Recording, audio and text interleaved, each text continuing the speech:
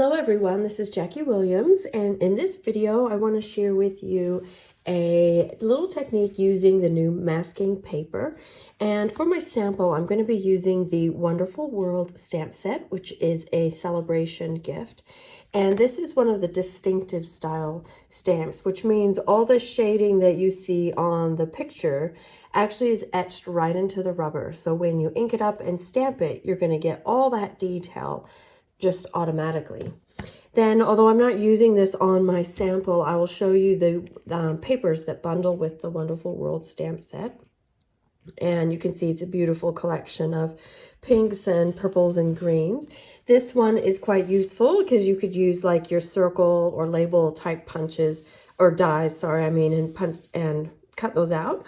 Or you could use also your punches actually and use those as individual little elements. And then the other side is just as nice. And these ones are nice for scissor cutting out these really large flowers here. Let's begin with our masking technique. So first I'll show you the masking paper. It comes in sheets this size and you get 12 in a pack. And here we go.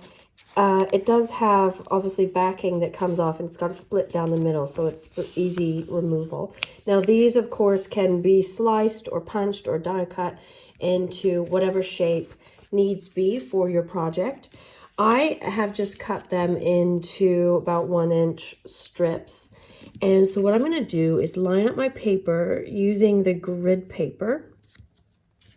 Then take the backing off of the masking paper. Now I do strongly recommend that you stick it to your pants maybe a couple times. Sorry, I know you can't see this. And just kind of de-stick it just a little. Otherwise, there's a possibility that it can become a little bit too sticky and then pull up some of your paper when you take it off.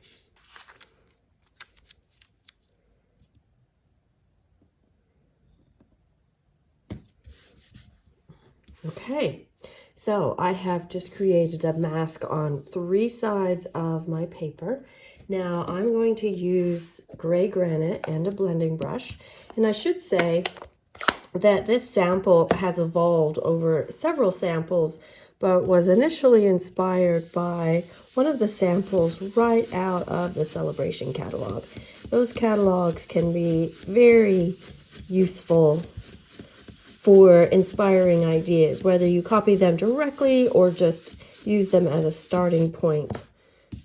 I just wanted a little bit darker at the bottom. Now I'll remove my masking paper.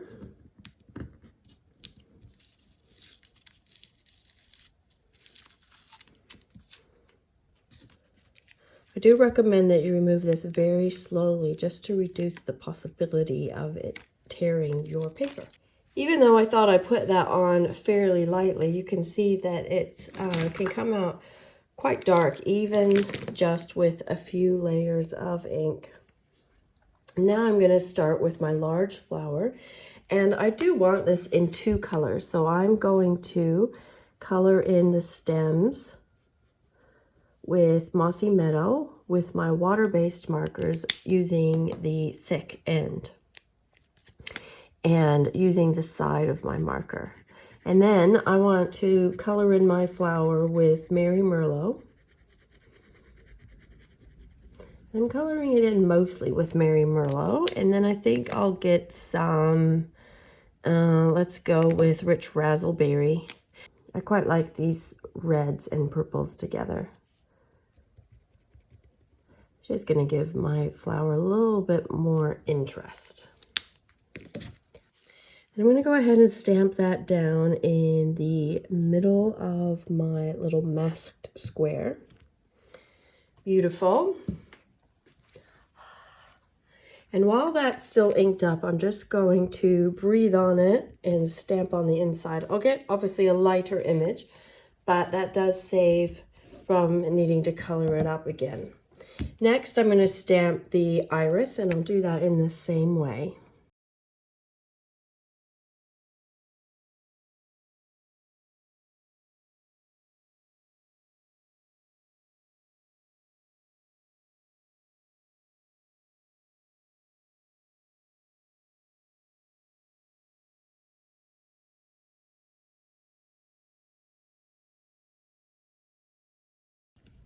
And last, we'll do our Beauty and the Beast rose. And this time I've colored it with a little bit of Blackberry Bliss too.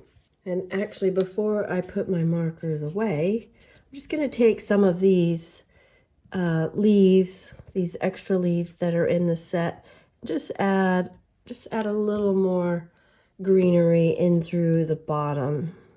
Next, I'm going to stamp some words, and I'm going to choose the words from the Nature's Print. I just really like these fonts. And I'll stamp that up here in the corner. And this one I'm stamping with Basic Gray. Now I have a card base of gray granite, and this one is 5 by 10 inches folded in half. And then I've got a slightly smaller piece, about 4 7/8 inches square, that I've embossed with the Brick Wall folder. And I'm going to take my gray granite ink pad and just very lightly go over the top of this folder, or not the folder, but the embossed image, and it will just pick up a few of those bricks just to give it a little more interest in the background. This is one of my favorite folders, partly because bricks go with everything, but also I love how the bricks are of different reliefs. So some of them pick up ink more than the others, and it just gives this really great look. Now, then I have another piece of gray granite that's going to sit behind my stamped piece, but I want it to stand out a little bit more from the background. So what I'm going to do is take my gray granite ink pad and just run along the edges here just to darken it up. You're only going to see these edges, so I'm not worried about the middle part. And that will give you a nice matte with a slightly darker color that still complements the original color. This is a nice little technique to do when we have a color that doesn't necessarily have, you know, a light and a dark cousin, so to speak. So that just actually looks really nice with those colors together and that slightly darker layer behind. Now, before I put that on, I just want to add some twine. So I'm thinking, do we want linen thread or the actual gray granite twine?